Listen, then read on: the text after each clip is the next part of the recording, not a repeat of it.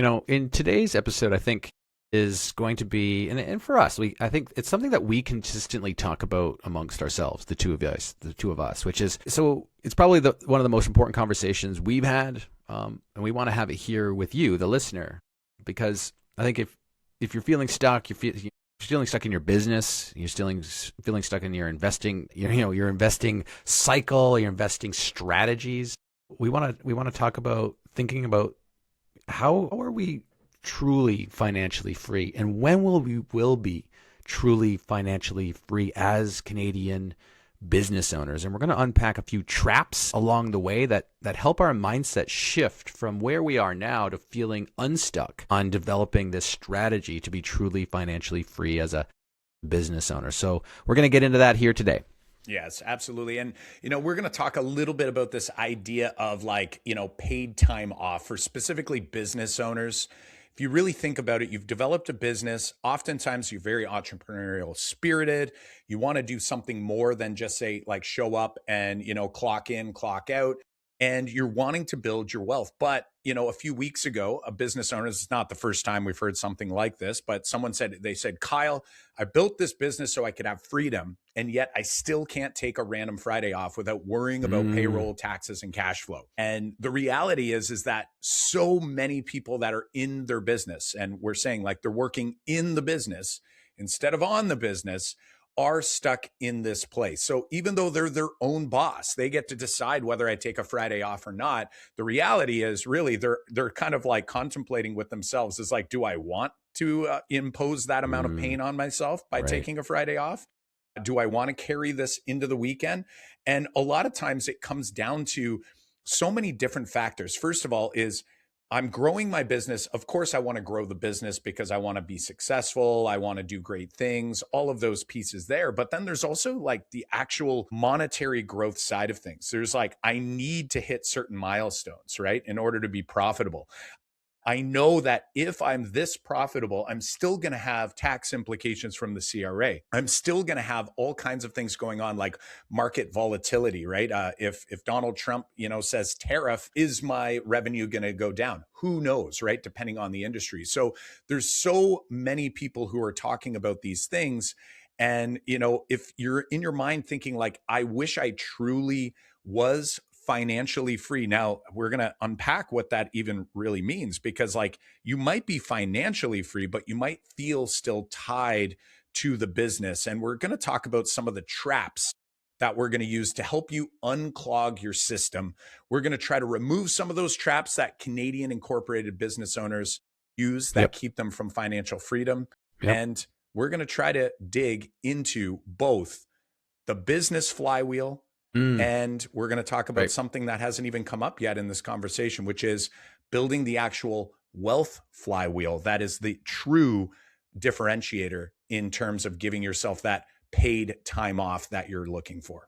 Yeah. So those two flywheels are going to frame how you want to think about these traps as we unpack them in this episode, because in reality is you have to have both flywheels to be truly financially free. And I think a lot of times we focus on one versus the other, and we want to give you the solutions here today to make sure that you're thinking about both of these flywheels, and you're putting the right priority and the time and the dedication towards the right flywheel at the right time. So we'll get into what the flywheels are as we unpack some of these traps. But let's start, Kyle, with what do we think true financial freedom really means here in Canada? So let's get crystal clear here, because financial freedom to me is not retirement. It's not waiting to 65 to finally live. It's not just maximizing my RSPs and building up this pile and praying the markets cooperate like you just mentioned. It's financial freedom for us business owners is different.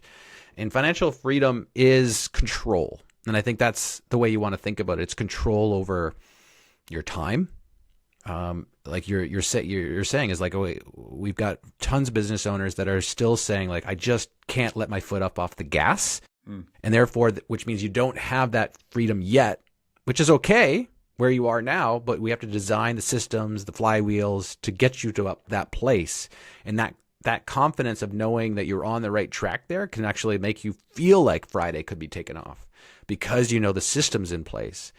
You have to have you're going to want control over your taxes. You're going to want control over your cash flow. You want control over how and when you work. But the reality is most Canadians are trained to follow that retirement model that was built for employees. Like, it's not built for us. It's not built for us business owners and entrepreneurs. And that's that mindset shift that we want to help you make here today, is because, truly your RSPs are going to lock your money up. Passive income rules punish corporations. There's things that we're battling here that not the T4 employees are not necessarily battling. We're constantly juggling liquidity, opportunity, tax consequences. Like, all these things matter, and the default system doesn't work, and it leads to money traps. So let's talk about those money traps, Kyle. Let's get into the trap one, and then let's unpack those two flywheels as we go. The first one here is the corporate liquidity trap, which is, I think, the trap we see the most. Yeah. And we've talked about this on past episodes as well, and if you're watching us on YouTube, I've got, so as I'm holding my hands up in the air here, I'm kind of representing two flywheels. We have like the operating business that, you've been engaging in and focusing all your time and effort on. And let's be honest, it's probably the greatest investment that you've ever had in your lifetime, right? Like, that's why you're in business. That's why you keep doing it. You're passionate about it. You enjoy it, all of those great things. But to the side is the investment, the wealth building flywheel, the true differentiator that's going to allow you to take that time to, pick up and leave if you ever wanted to. And let's be honest, like, at the end of the day, if I build that flywheel well enough, I could actually walk away from my business flywheel, even if the business flywheel was to stop. Like, if I'm not able to get to a place where the business runs without me, I could literally walk away, wind it up, and know that my actual wealth building flywheel is constantly moving, whether I'm there or not. And this is the mentality that we want people thinking about. So when we look at the first trap, here's some things that we can do to try to stay out of these traps. This one's the corporate liquidity trap. Because it's your number one business, because it's your number one investment, I should say, you have a lot of money sitting on the sidelines inside your corporate structure. Now, this is logical because your business is an investment. It just happens to be a very active investment. You are in that business and you are there trying to keep that flywheel going each and every day. And guess what? You are subject to a margin call if that business runs out of cash flow, right? So what do? We keep a lot of money sitting on the sidelines. And ultimately, at the end of the day, you still want to have access to that money, but there are ways that we can utilize that money while it's there and it's liquid for that quote unquote margin call in your own business to be useful to get the flywheel started on the wealth building side. And that is the actual high early cash value corporate owned life insurance policy. By slowly funding those dollars over, you are slowly starting that flywheel, not because it's going to be the only thing in that flywheel. Okay. I want to be 100% clear here. We need that money just in case. So a great just in case tool that keeps it liquid is going to be the high early cash value life insurance policy for our corporate business owners.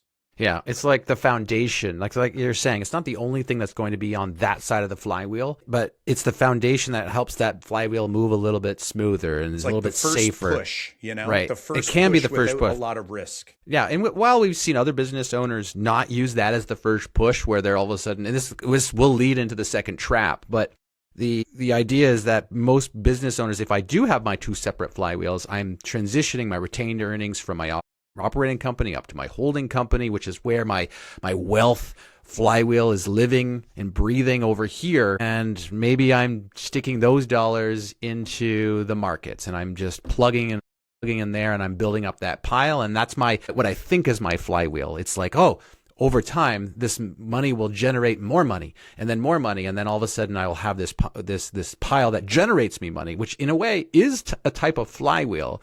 It's just not the flywheel that I think you're going to want to have to make you go, I can take a Friday off, or I can, it's like you need to think of it in a different way, which we want to unpack here. But I think that's the type of trap you're still in with that first trap is thinking of it as like, we got all this money on the sidelines. So let's move into the portfolio trap, which to me is the second trap that we get in, is because let's say I'm keeping these funds around and I start to slowly transition funds But then I'm like, oh, how much is the right funds? And it's like, okay, I've got this flywheel happening over here on the wealth side, and I'm putting it, but like, oh, okay, I'm getting in the markets. Therefore, I'm going to have passive income down the road, and maybe it's a dividend strategy. But all of a sudden, it's like, oh, I feel like I'm pretty, risky over there because I want growth. Or it's like, oh, I don't want to be too growth oriented. I need to actually balance my portfolio over there. But at the same time, I have my cash over here because of that margin call in terms of my operating company. Mm-hmm. And I think that's the trap here that we find ourselves in, is that we tend to think we're riskier than we are on the wealth engine and the wealth flywheel, when you're not considering both engines at the same time, both flywheels, to really try to create a growth strategy. And to kind of build on what you're saying, John, like what we see happening, and we know this, like we've experienced it as business owners. We've been these guys where you see that money that's sitting there. So we go back to trap one, that money's there. I need access to a certain amount of capital. They might start, as you had mentioned, it doesn't have to be a corporate owned policy, does not have to be that first push. But what we find is that people don't start the flywheel then if they go directly to a brokerage account and start putting it in long-term assets, because they're not sure if they're going to need those dollars in the short to medium term. So what they do is they do nothing. Whereas when they start opening that brokerage account, so this is a brokerage account inside the operating company, or ideally in a holding company, right? That would be the ideal place for this to live. They're going to start funding a certain amount each month, each quarter, each year, however they choose to fund this brokerage account. And they might do something like going 100% equities. And then they'll say like, I'm super risk on, like I'm like a really like aggressive investor. When in reality, when you look at their brokerage account and all of the other assets that they have inside the corporation, liquid assets that is, so their cash or any policies they might have, what they start to recognize is that they're actually not nearly as risky as they thought. So for example, which is preventing growth. You're preventing yourself from growth. So if you have $200,000 in cash in the operating company, and in your mind you're like, I might need it. Like, who knows? Like, what if that invoice doesn't come through until, 3 months from now? Maybe it's 90 days later, whatever it might be in terms of getting paid.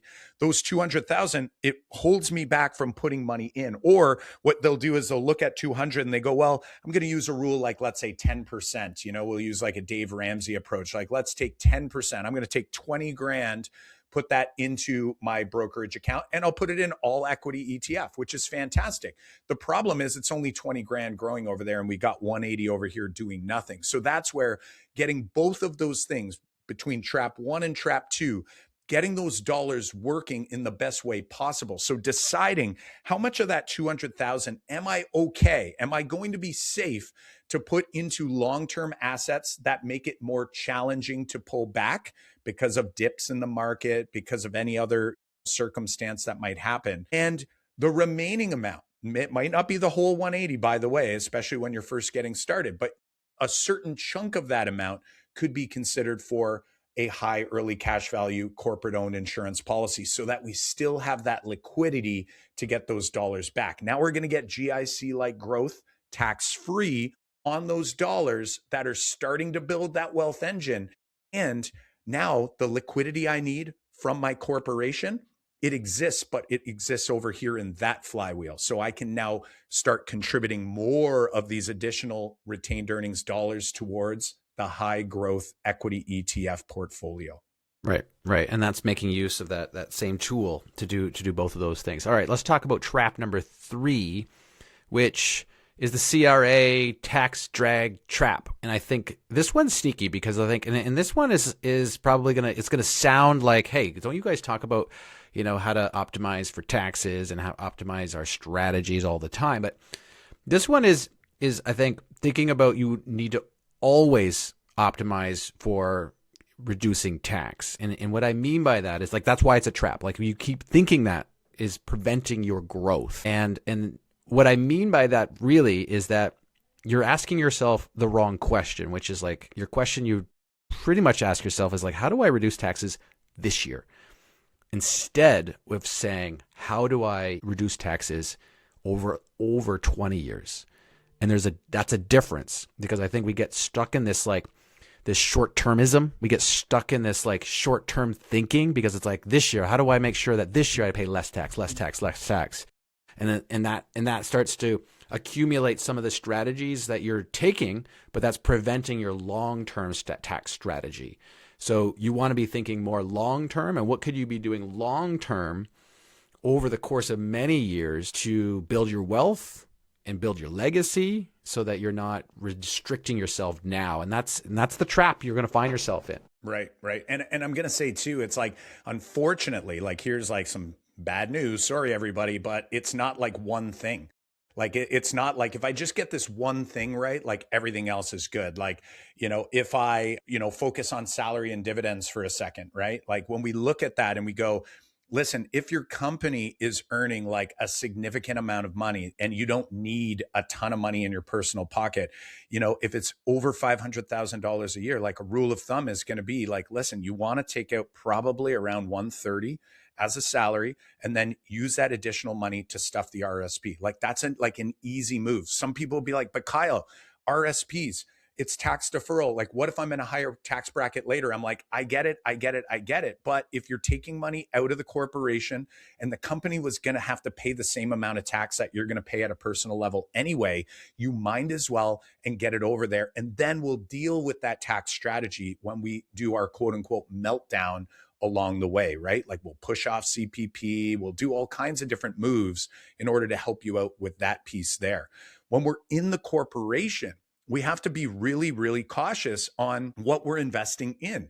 So again, that money that's sitting there, going all the way back to tax, to trap number one, where we think about liquidity and we think about having too much money sitting in a high interest savings account, you're losing half of the interest to passive income tax. Like it's just not great. It's better than nothing. Don't get me wrong. Like I'm not suggesting you take the money out and put it in the backyard and bury it. But ultimately, at the end of the day, you want to be doing something that makes sense. So the same is true for that brokerage account that we're talking about. I don't care if you're putting 10% of the retained earnings in there or 20%, or maybe you're 50% because you have, really low expenses or really low risk of, requiring that cash flow. Whatever your number is, the dollars that are going into the corporate brokerage account, you want to be aware of how things may be taxed. So if we want to have capital gain like assets going on, whether that's corporate class ETFs that you're using. What we want to minimize is we want to minimize dividends. We want to minimize interest income to the corporation.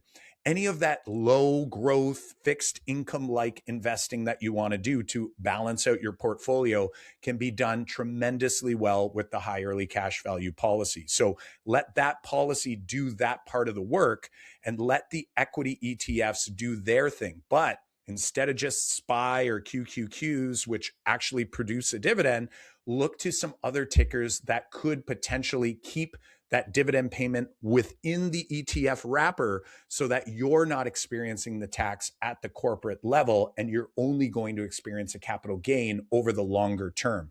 The longer I hold on to that ETF, of course, it's a deferred tax that I'm going to have to pay. And I will have to pay on the capital gain down the road. But remember, the trick up our sleeve is we've got the capital dividend account.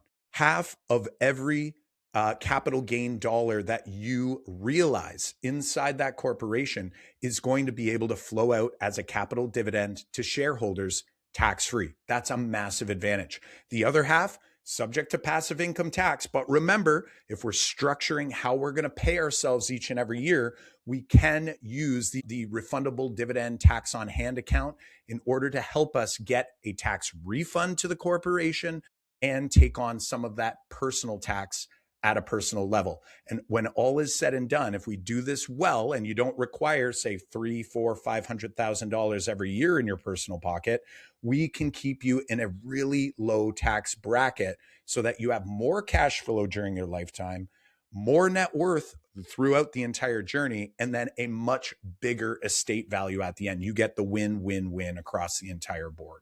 Yeah. So what I'm hearing you say is instead of focusing on, say, short-term thinking, you want to think of it more as a system. Like if you have to think of it as a system so that it won't just control your life now, but you're setting yourself up for success later. Okay. Let's talk about the fourth trap here, which is the retirement myth. And I think we said this earlier, but the entire Canadian financial industry still sells the idea that you work for 30 years, you save in RRSPs, and then you hope there's enough that you're not going to run out, which is that's not your freedom. Like, that's just deferral. And I think this is the idea that you're stuck on I just need a pile, and I just need that pile to be big enough so that I can just start withdrawing from that pile. And this is the trap, I think, for business owners specifically, because you've got more things to think about than just that pile. And you've actually got more, your flywheel on the wealth side needs to be moving in a way that isn't just continually subtracting that from that pile. While it's an important component of that wheel, I think you want to think of it, instead of build a pile, subtract the pile, is think of it more as the actual flywheel system. And a flywheel system is as this, as one layer of your flywheel or one component of your flywheel builds into the next, and the next builds into the next, and the next, and then it's cyclical.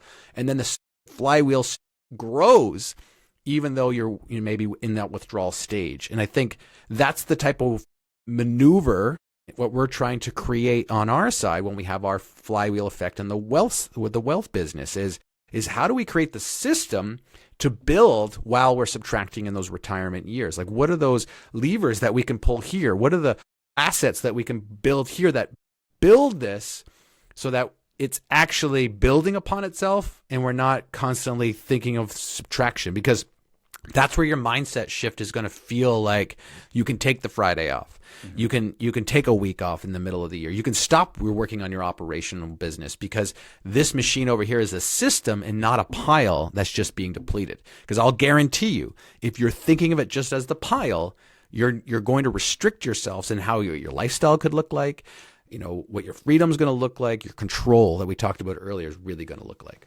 Well, and what I think, if we do this well, and again, I'm not going to argue, or I'm not going to try to, say or promise anyone that this is easy.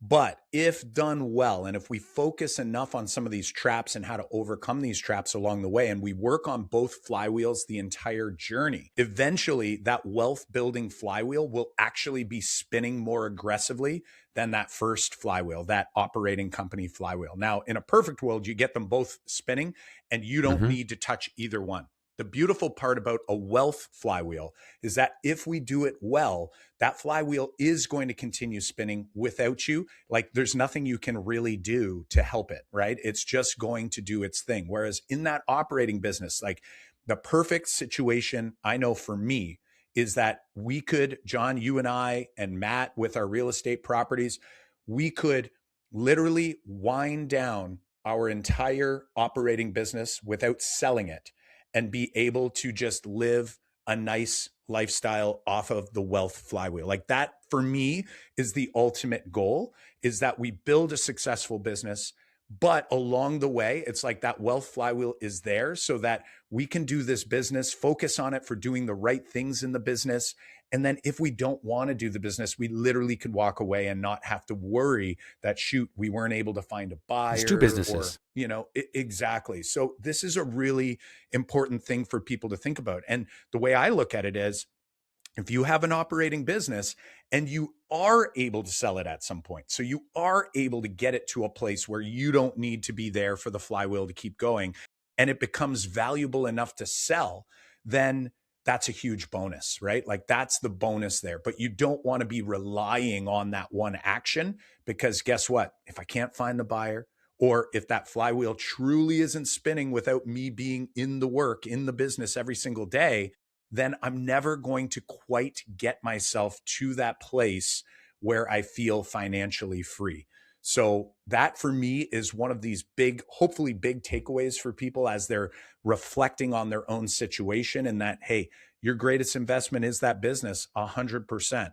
But how do we make sure that we build this other business known as that wealth flywheel? How do we build that? Because that's the one that's going to be the easiest one to move on its own without you. This other one's going to be a lot harder to build those systems in, and to get it to the place where somebody else might want to step in and buy that business from you, or where literally you've done it so well that you can slowly move away and actually not be in the day-to-day, but still benefit from the fruit of that labor. So hopefully today you'll think about, your definition for what does it mean to be financially free. I would argue this episode kind of really helps you think in stage one of our 4-stage wealth building plan, in that finding a vision for what it is that you are after. Because as soon as you get a little more clear on that, the other 3 stages become a whole lot easier for you to walk through when we talk about building that wealth reservoir, when we look at optimizing our investments, and then building in what that looks like from a legacy and wealth or legacy and estate planning perspective. Those stages will get easier as you get more clear on what it is that you're after. Right. So when you think about having, that's one of the things we help our clients and the people that we're working with, the families we're working with, is to think about those 2 flywheels at those early stages, because you're right. It will make all the other planning stages of your designing a healthy financial planning, a healthy system flow so much easier because you're thinking about those 2 flywheels. That's your move right now. Where are your 2 flywheels? Do you have one or both moving? Are we confident that you've got one system flowing into the other, and the one system is ready to take over when we're ready to move the other system to sleepy stage? So that's your kind of takeaway here today. If you do want to learn a little bit more about the 4 stages of a healthy wealth planning system that Kyle mentioned, you can head on over to canadianwealthsecrets.com/pathways. There's an assessment there that you can take. It will actually give you a report on those 4 stages and where you are and some next steps. So again, that's canadianwealthsecrets.com/pathways. And if you've already taken that and you're ready for a call with us, help you plan your healthy financial planning system, you can head on over to canadianwealthsecrets.com/discovery. Just as a reminder, the content you heard here today is for informational purposes only. Should not construe any such information as legal, tax, investment, or financial advice. And Kyle Pierce is a licensed life and accident and sickness insurance agent and the president of corporate wealth management here at Canadian Wealth Secrets.